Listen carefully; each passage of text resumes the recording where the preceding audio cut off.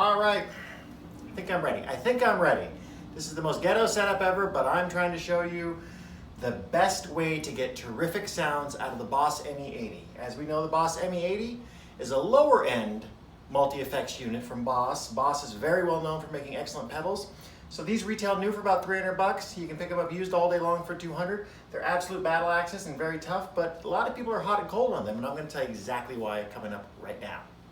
So, the thing people like, first of all, about it is it's a lot of knobs divided into sections. The more knobs you have, the less menu items you're having to fool around with, okay?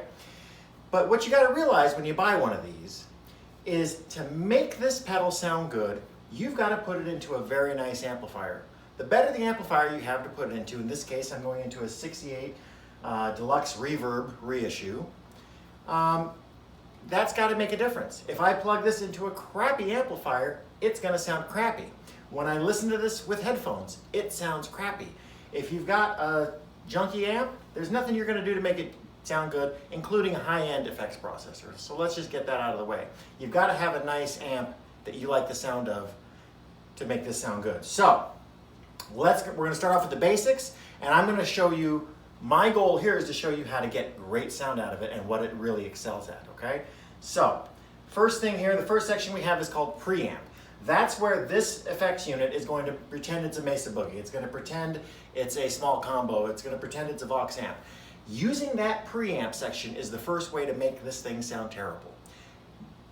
Amplifiers like Fender Mustangs with the built-in preamps and all those things that are pretending to be a Mesa Boogie, pretending to be a Marshall, those are always going to sound bad. When you pretend to be something, it's going to sound bad. So I'm going to have this preamp section completely off. In fact, right now, I'm going to be in manual mode, and I'm going to turn everything off to start off with, right? So I'm going into manual mode. I've got the reverb off, I've got the delay off. I've got nothing on, and it's nice because it's got a preamp, effects, reverb, delay, modulation, overdrive section, and a compressor section. And when you have all those sections turned off, it's just bypass. It's just a dry signal, right? And you can hear it. So now the first effect I think that anybody ever wants when they want an amplifier is some reverb, right? So this obviously has a beautiful reverb in it. It's called a Deluxe Reverb because it's got a real spring reverb that's tube driven, but it sounds fabulous. But when you use the reverb in that amp, you're making a compromise. That compromise being, obviously when I'm playing clean, I want a lot of reverb.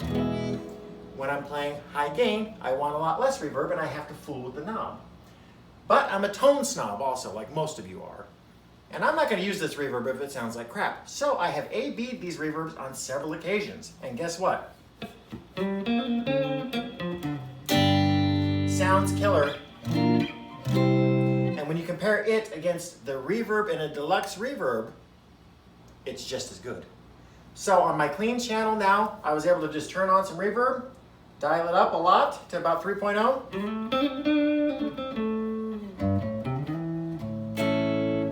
And that's as simple as that. My clean sound can be just that simple. Now, another thing most people want on a clean sound is some delay. So I'm going to go over here and activate the delay. Now, before I go into this, I want to qualify this. I just moved out of a big pedal board, including separated Boss pedals. I was using a Boss DD3, which I loved.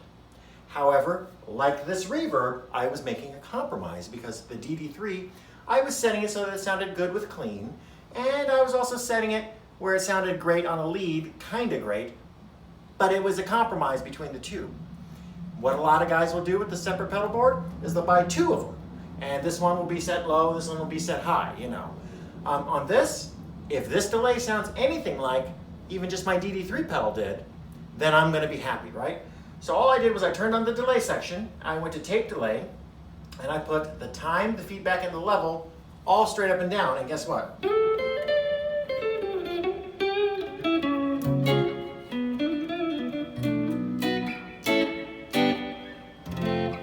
Perfect. And I got shocked. I went, wow, that sounds just as good as my DD3, and it has way more options. It's got reverse delay, it's got Terra Echo, it's got, and I A-B'd it against my DD3, and now I said, oh, now we're getting somewhere. I did the same thing with the chorus in here against my Boss chorus pedal. I did the same thing with my flanger in here against the flanging.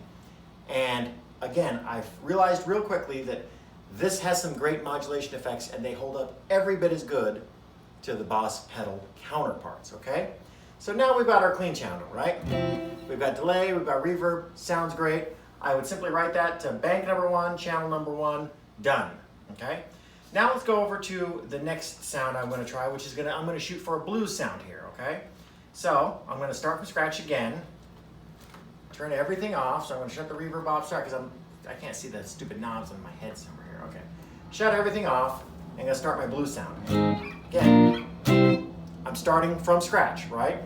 So for my blues sound, I want some reverb. Again, I just selected the springy reverb. I'm going to want a little delay. Use the same setting for the delay. But now I want a little bit of drive. I want that little edge. What's great for blues sound? A Boss blues driver. They've got it sitting right in here in the overdrives. So you select blues driver, which is right there. And I'm going to put the drive up halfway to 50. And I'm going to put the tone to 50, which is right up, straight up and down, noon. And the same thing with the level.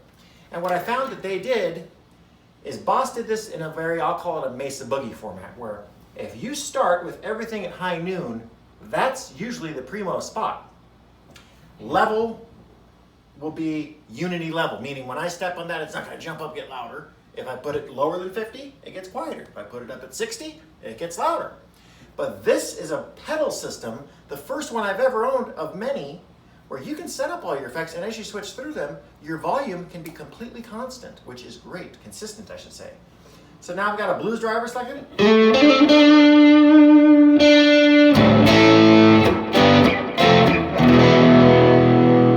Sounds perfect, right?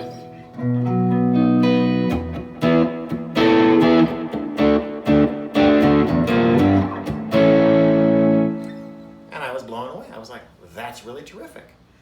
So save that as my next channel over. Now I wanted some rock and roll sound. I wanted something that sounded like, you know, sound like this. Need some body.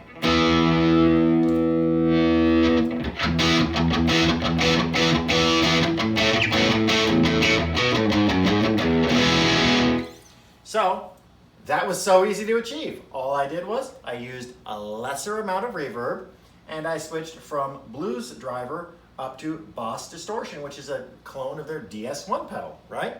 And again, I went 50, 50, and 50, and I ended up with a sound that was absolutely was 80s rock, 90s rock all day long, and I loved it. And all I'm doing with this whole entire pedal board is using reverb and a Boss distortion pedal right into this amp, and this amp is set on the EQ being straight up and down also. I'm not using delay, I'm not using an EQ, I'm not using a compressor, and I'm certainly not using the preamp, and I'm getting tones that are wonderful. I mean wonderful. Every bit as good as if I use the reverb here and a blues driver pedal or a DS1 distortion pedal, etc., etc. Okay? And again, this same thing held true for when I wanted to set up my overdrive high gain sound using the Boss core, metal core.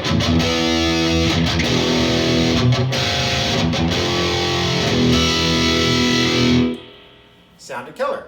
A little bit of reverb, setting the distortion pedal up with just everything midway. It sounds just like you want it to.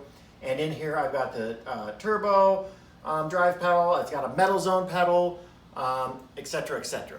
Okay?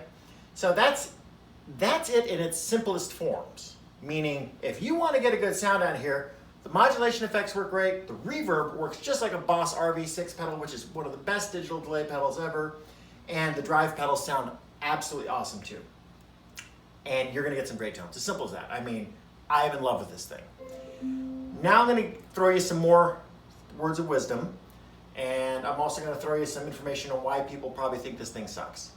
When you plug in headphones and you don't have a nice amp to go through, it's going to do speaker cabin emulation, it's going to automatically throw a preamp on there, and it's going to sound crappy. This is also the first board I've ever used that came with 36 presets that all seem to sound completely terrible, which is shocking because typically there'll be 3 or 4 you really like, and then the rest are terrible. And this one, it's just all 36 suck. But again, thinned it out, erased it up, factory reset it, and I just set up my tones, simple and clean, and it sounds phenomenal. Okay? There are also two settings that I would recommend considering changing in the master menu. The first setting, it comes by default, where when you change banks or user presets, it shows you what you're going to change to and it flashes until you accept it and make that change. I have it set to where mine literally, just to press the button, literally changes it dynamically. So for instance, changes it instantly. I also have mine set so that when I go into manual mode, it doesn't do what you see is what you get, it does what it remembers. This way I can do this. If I'm on my user bank 1, which is my rock and roll sound, right? And I go into manual mode, now I can go, if I add on my modulation, for instance,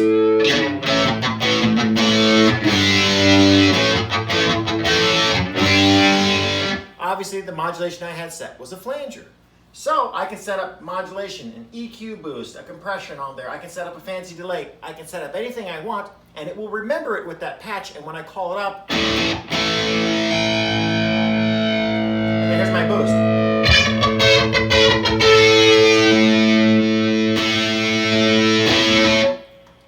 So that's per channel. The expression pedal, it's the same way. This expression pedal on my clean channel is set as their freeze function, which is really cool. I'll demonstrate it. By default, if it's shut off, it's a volume, which is super useful. But when you step on it hard, it activates it, and I have freeze, which does this. It freezes the note.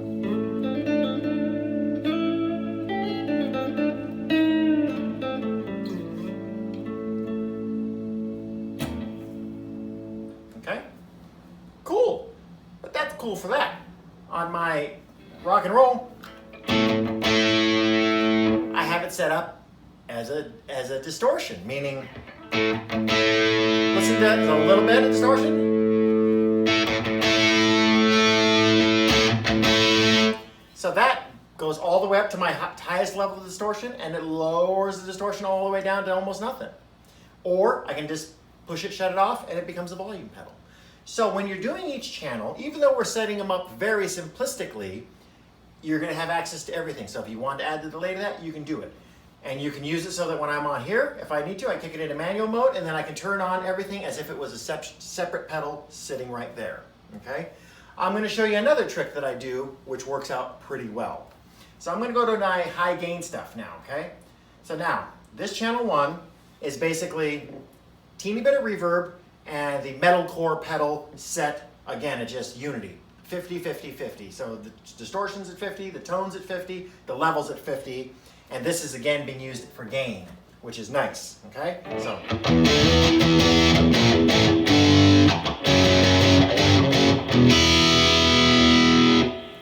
Now, sometimes you saw like on my 90s rock sound, I had an EQ boost happen there because if I want to do a solo and I want to punch out there, I got a little bit of a mid-boost EQ happening right using the EQ. This case, sometimes I like that Mesa Boogie V-scoop sound. So I added on an equalizer where I pumped up the bass and treble about 10 points from 50 to 60, and I bumped the mid-range down 10 points. Now I could turn that on and off by going into manual mode and simply turning the EQ on and off. Or in this case, I just saved it as a second channel, which I'll demonstrate for you.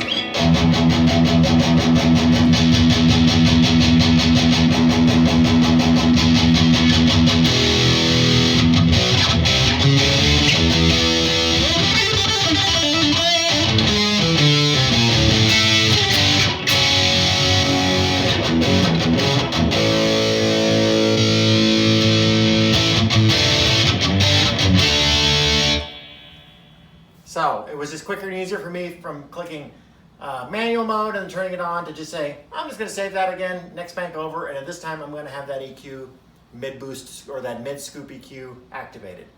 Works like a charm. And I have the same thing set up for channel 3 and 4, except for instead of using the metalcore pedal, I've got the turbo drive pedal happening.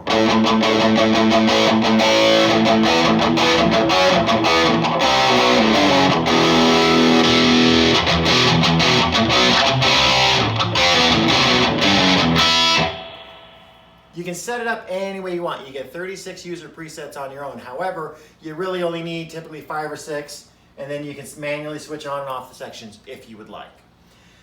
So, I'm trying to keep this video, I'm very wordy in videos and everybody hates when I talk and talk and talk. This thing is actually an excellent, excellent piece of equipment.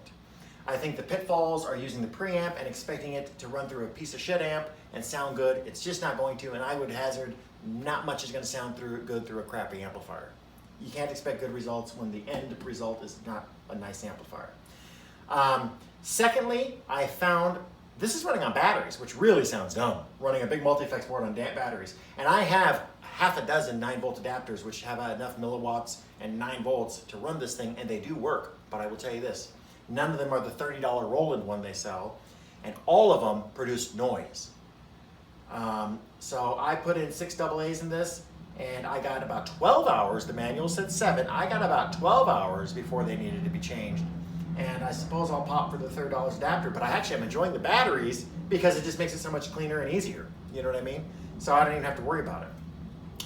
But I'm just telling you, I went from a pedal board with separate Boss pedals, and I had a Friedman overdrive, and I had a Sewer Riot pedal, and a full tone OCD, and et cetera, and had all that stuff. And then I just picked this up used because I saw it on Craigslist for 200 bucks. I thought, I'll just have some fun.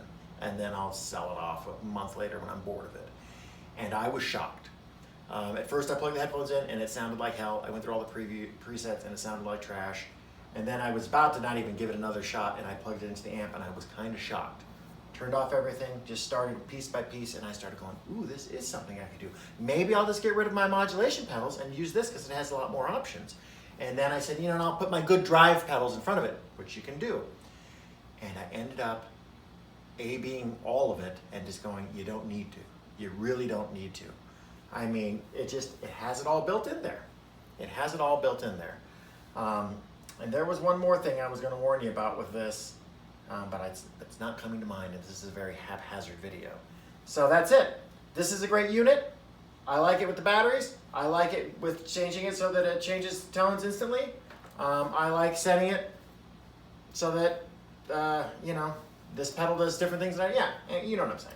This is a great little pedal. Take a chance on one of these for 200 bucks. You won't go wrong. You really won't.